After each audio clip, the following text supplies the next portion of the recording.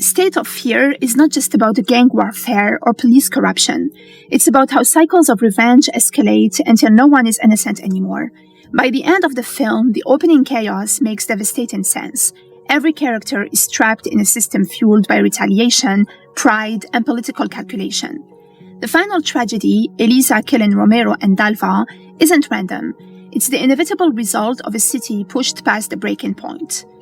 The film begins in full-scale chaos. Prison uprisings, coordinated attacks, police stations bombed, officers ambushed, Sao Paulo collapsing into panic. Inside Civil Police Station, Romero and his pregnant partner Dalva are celebrating a baby shower. It's intimate and human, a reminder that behind uniforms are ordinary lives. Then the bombing begins, the Brotherhood launches its offensive. Dalva goes into labor during the attack, Romero drives her through a city at war, gunmen on motorcycles chase them, police radios are overwhelmed, the state is losing control. Just as Dalva gives birth in the car, the film cuts to the title card, State of Fear. Only later do we understand that the baby born in chaos will become the final image of the film and the only symbol of hope left. Rewinding 2 days earlier, we see what triggered the explosion. The government plans to transfer over 500 Brotherhood leaders, including Ivan, into RDD isolation. It's an election year decision meant to project strength, politically smart, strategically aggressive. But for the Brotherhood, it's an existential threat. Ivan understands immediately, if they allow this transfer, their power structure collapses. Respect inside prison depends on fear and unity. Solitary confinement would dismantle both. Christina urges restraint. She believes legal pressure and negotiation can work. Ivan disagrees. To him, peace equals submission. So he makes a decision that changes everything.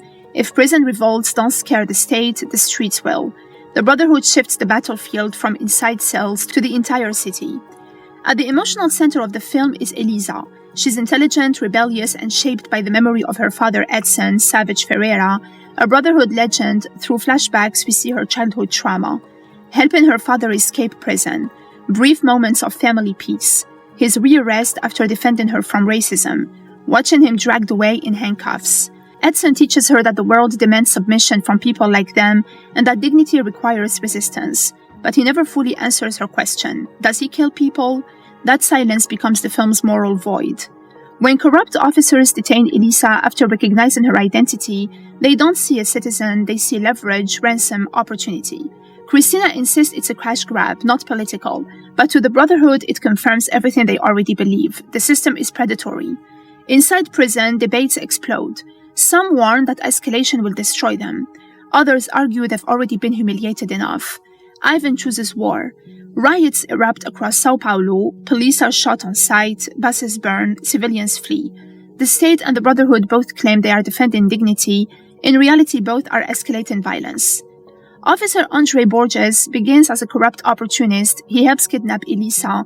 He plants drugs. He abuses power. But as the city spirals, he loses control too. His partner Anselmo is executed by the Brotherhood. The voicemail confirming Anselmo was shot in the face breaks him completely. Grief transforms him from corrupt cop into vengeful predator.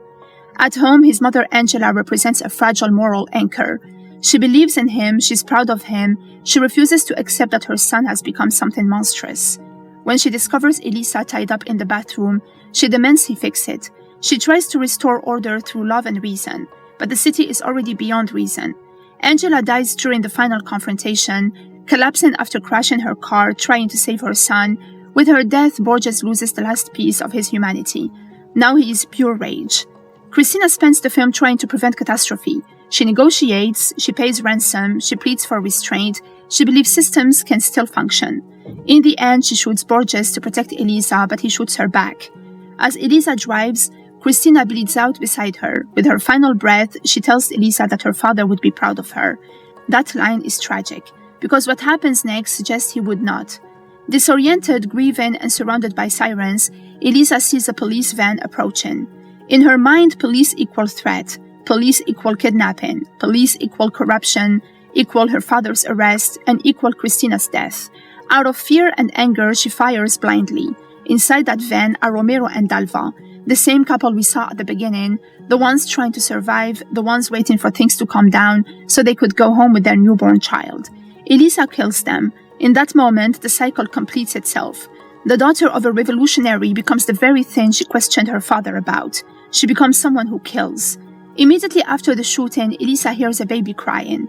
Delva's newborn survived. Elisa pulls the child from the car. She holds it as the city burns behind her.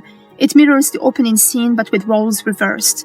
At the beginning, Delva gives birth amid chaos. At the end, Elisa stands in chaos, holding new life. The symbolism is clear. The older generation chose pride over restraint. Politicians chose optics over stability. Criminal leaders chose escalation over negotiation.